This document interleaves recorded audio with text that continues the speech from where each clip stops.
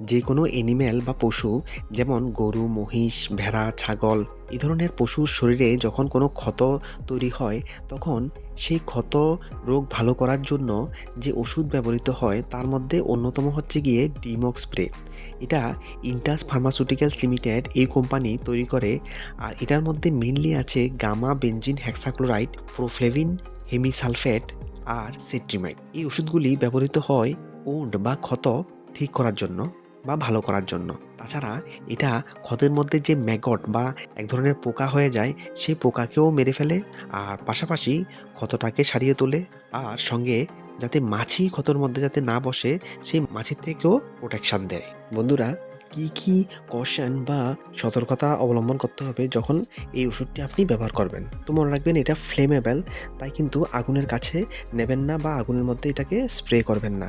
আর মনে রাখবেন এটাকে কুল আর ড্রাই প্লেসে স্টোর করবেন, ডাইরেক্ট সানলাইটে কিন্তু রাখবেন না। এটাকে কখনো পাংচার করবেন না বা ভাঙবেন না, আর রেফ্রিজারেটও করা যাবে না। আর ছোট বাচ্চাদের থেকে সবসময় দূরে রাখতে হবে।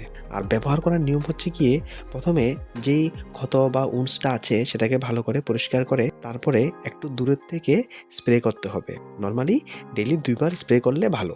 আর মনে রাখবেন ডেইলি 2 বার করে যতদিন পর্যন্ত না ক্ষতটা সম্পূর্ণ ঠিক হয় ততদিন পর্যন্ত স্প্রে করতে হবে। এটা একটা ভেটেরিনারি মেডিসিন। এটা শুধুমাত্র অ্যানিম্যাল ট্রিটমেন্টের জন্যই ব্যবহৃত হয়।